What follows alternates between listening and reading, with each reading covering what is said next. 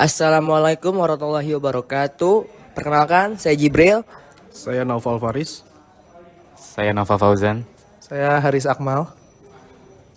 Dan saya sendiri sebagai kameramen, Fawas.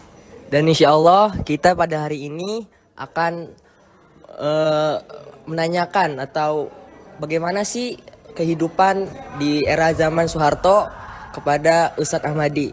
Waktu dan tempatnya saya persilakan. Apa Ustadz? Yang pertama itu pertanyaannya, bagaimana pandangan Ustadz terkait masa pemerintahan Soeharto? Afwan, Ustadz. Oke, jadi Pak Harto itu kan dia 32 tahun ya menjabat sebagai presiden. Terus Ustadz itu sempat merasakan ya menjelang akhir jabatan beliau ya. Gitu. Kalau dilihat pemimpin di Indonesia, mungkin beliau salah satu pemimpin yang karismatik ya, disukai warga Indonesia gitu. Kemudian juga beliau figur yang sangat baik sebenarnya karena berhasil membawa Indonesia itu mulai sedikit demi sedikit membangun ya, sehingga beliau kan disebutnya Bapak Pembangunan Indonesia ya. Gitu. Kemudian akhir jabatannya ternyata banyak hal, banyak kasus yang akhirnya membuat masyarakat itu marah dan akhirnya dilengsarkan begitu kurang lebih. Kedua, Ustadz, apa yang Ustadz ingat terkait kebijakan pemerintahan Soeharto? Kebijakan Pak Harto apa ya? Karena Ustadz masih SD ya waktu itu ya. Ada repelita ya. Pelita itu pembangunan 5 tahun, ada repelita berarti itu kembali ya membangun pelita itu. Kemudian ada yang Ustadz masih ingat itu, kalau di dunia pendidikan itu kurikulumnya tidak berubah-ubah ya. Jadi sistemnya masih catur bulan waktu itu ya, per 4 tahun ya, per 4 bulan maaf, catur ya. Jadi nggak banyak perubahan di sana di dunia pendidikan. Kemudian juga ke dalam hal kesejahteraan ya, meskipun ya masih banyak masyarakat yang belum sejahtera, tapi perekonomian cukup stabil ya, harga-harga itu terjangkau, bahkan kalau ada kenaikan apa, kebijakan beliau itu selalu diumumkan ya, harga beras berapa, harga jagung berapa, harga cabai apa berapa, itu detail banget beliau itu. Jadi melalui Menteri Penerangan waktu itu Pak Harmoko, setiap ada kebijakan perubahan harga itu pasti diumumkan, disampaikan. Itu yang sedikit yang Bapak ingat ya. Terima kasih, Ustadz. Oke. Spesial dari masa pemerintahan Soeharto yang tidak ada di era yang lainnya. Yang spesial dari pemerintahan Pak Soeharto yang nggak ada sekarang sih, harga-harga yang terjangkau ya, yang murah gitu ya. Jadi kalau kalian lihat di berbagai media ya, ada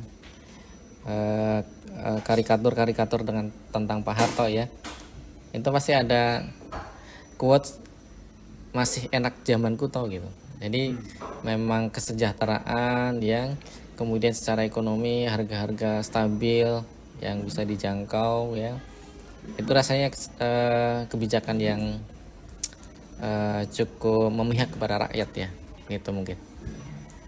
Syukur Ustaz. Ya. Soeharto itu banyak memiliki kebijakan, salah satunya ada KB gitu ya. Nah, menurut Ustadz sendiri itu bagaimana pendapat Ustadz ya tentang program pemerintahan pada masa Soeharto tersebut? Oke, KB keluarga berencana ya.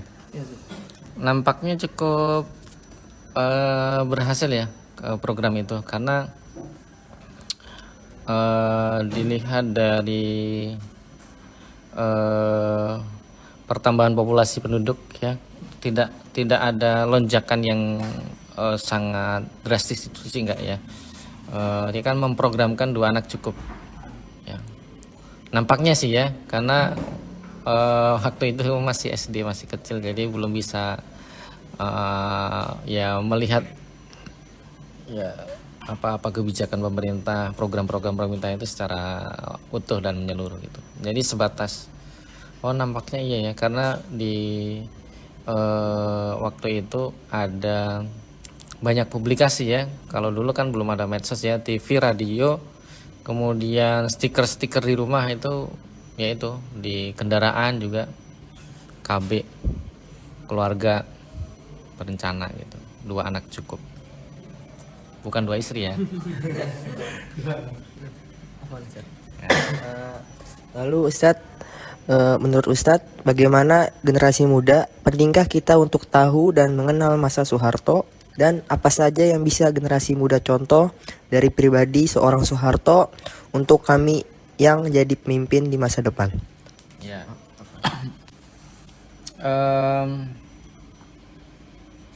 Saya rasa dari gaya kepemimpinan beliau yang tegas ya. Beliau juga sangat dekat dengan rakyat.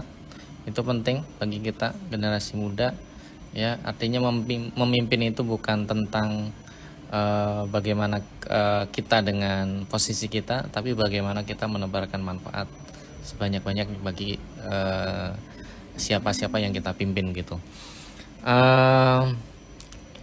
Yang paling